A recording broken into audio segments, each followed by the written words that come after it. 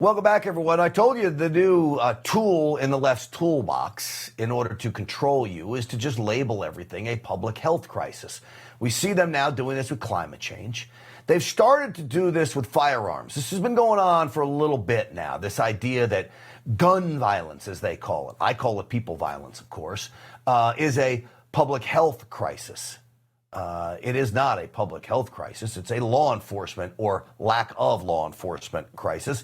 And it's a in the household crisis of lack of an education, morals, values, as more and more fathers are not in the traditional household. And we have a growing group of young people that literally have no regard for human life anymore.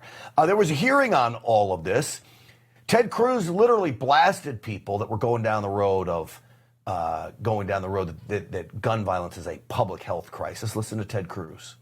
And by the way, they call it a public health crisis because they want to put supposed experts in charge of disarming you. The Second Amendment in the Bill of Rights is not a public health crisis. What is a public health crisis is the crime rates that are skyrocketing because Democrats keep letting murderers and violent criminals out of jail. Yeah, we have an inability to defend ourselves in many cities across the country. So one of those so-called gun violence experts is actually what appears to be a paid shill. She does a lot of work for Moms Demand Action, these anti-gun groups. Her name is Ranney. Well, she was the Democrats' star witness. She got into it with Senator John Kennedy of Louisiana. Watch this. Why do you think that Chicago has become America's largest outdoor shooting range? So Mississippi, Louisiana, and Missouri actually have higher firearm death rates. Obviously, there's certain... What about Chicago? So I don't live in Chicago. It's not my primary area of research. You don't have an opinion on that? I think there's easy access to firearms combined with environmental conditions, lack of great education. You see what she does? She brings up red states and then somehow tries to trick you to think that the violence there is higher than in states with more strict gun laws. It is absolutely not true. They're twisting statistics and not telling you the whole story. Well, joining me now, the president of the Crime Prevention Research Center, Dr. John Lott, is with us. John, it's good to see you again. Well, it's great to talk to you, Grant. What do you say to Ranney, Dr. Lott? Well, I mean, it's pretty obvious to anybody that the murder rate in Chicago is much higher than the three states that you mentioned. Are there parts of those states that have very high murder rates? Yeah. But those are areas which are run by Democrats, whether it be Orleans Parish in Louisiana or St. Louis County in Missouri. Both of those places have murder rates of about 50 per 100,000. But the thing is, crime and crime fighting are local issues. You know, who do you think determines the number of police officers or what the salaries of police are or what the policies for police are? It's local officials. Who do you think elects the district attorneys? They're elected locally. Who do you think elects the judges in those areas? They're elected locally. Yeah.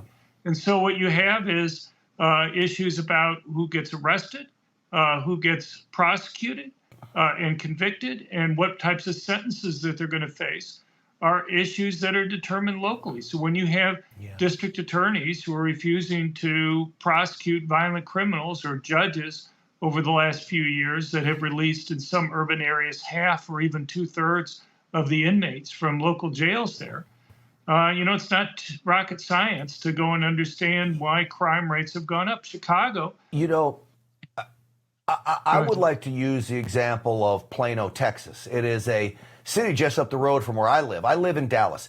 Dallas is starting to experience a crime wave. Not the likes of Chicago, not the likes of some of the really bad cities like Los Angeles and San Francisco, but it's getting worse, and it's run by Democrats. Plano, Texas is becoming a bigger and bigger city by the day, basically. It's run by Republicans, and they have the highest rate of individual gun ownership. Last I checked, one of the highest rates for a city of its size, and very little crime. Is that typical of Republican-run cities with high gun ownership rates and little crime? Look, you can make it risky for criminals to commit crime with higher arrest rates, higher conviction rates, longer prison sentences, but you can also make it riskier for criminals to go and commit crime by making it so that the potential victims are able to go and defend themselves. If criminals think that they're going to run into somebody who's going to be able to defend themselves, they're less likely to go and attack in those places. And there's lots of evidence that one can go through. I'll just mention one simple thing, and that is every place in the world that's banned either all guns or all handguns has seen murder rates go up every single time. You think out of randomness, once or twice it would go down or at least stay the same. If people like Ranney were correct about her views on guns, you should find lots of places where guns are banned, where murder rates went down. And yet every single time they go up. And this doesn't just apply to a ban on guns. It applies to most of these gun control regulations, because what you have to be careful of is that these gun control regulations primarily disarm the law-abiding good citizens relative to criminals and make it easier for criminals to go and commit crimes. Yeah, that's a stunning statistic that one will not be told in the mainstream media, that every time these laws are enacted, the crime goes up. It's stunning, really. What I would expect, what you would expect, what I think our listeners would expect, but it is nice to hear the stats back that up. Let me play another clip now. This is from my buddy Matt Gaetz, the congressman from Florida. This was during a hearing, talking about some of the, quote, symbols that the Department of Justice is using as a sign of domestic terrorism. This is really something else. Listen to this.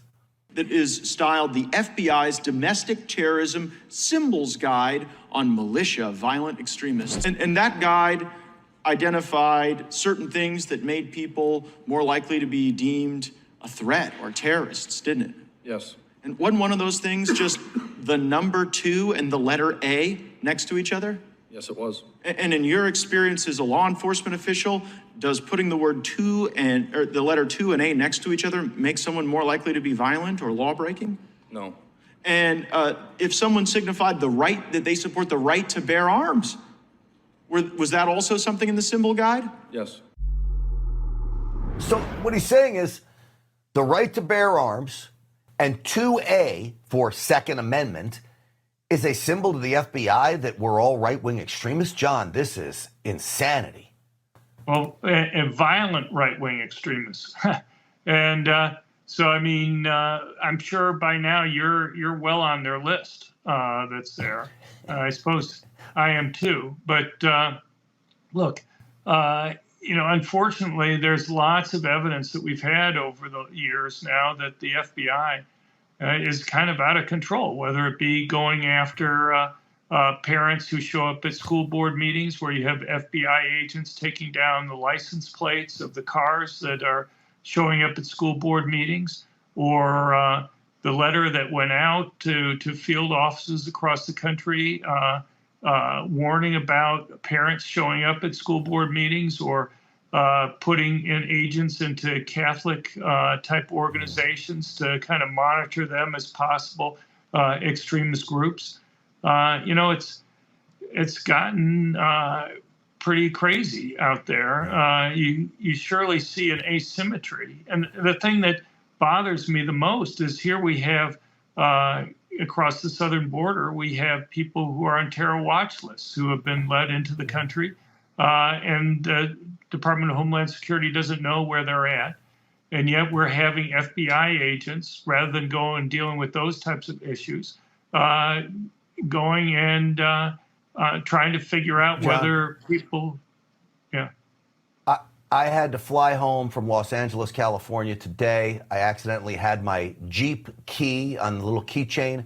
It's a hollowed out .45 bullet and shell, hollowed out with a key ring through it. They had to ensure that they took that away from me, that there's no way I can carry that on a plane. And I thought to myself, the Biden administration is literally flying around people that could be on terror watch lists. They're letting people into the country, not being checked, and those people can fly on a plane anywhere they want. But my hollowed out bullet could not be brought on the plane that was part of a keychain. And so that's pretty much where we are today. Dr. John Lott, as always, Crime Prevention Research Center is your organization. We're grateful for the work that you do. Thank you. Well, thank you, Grant.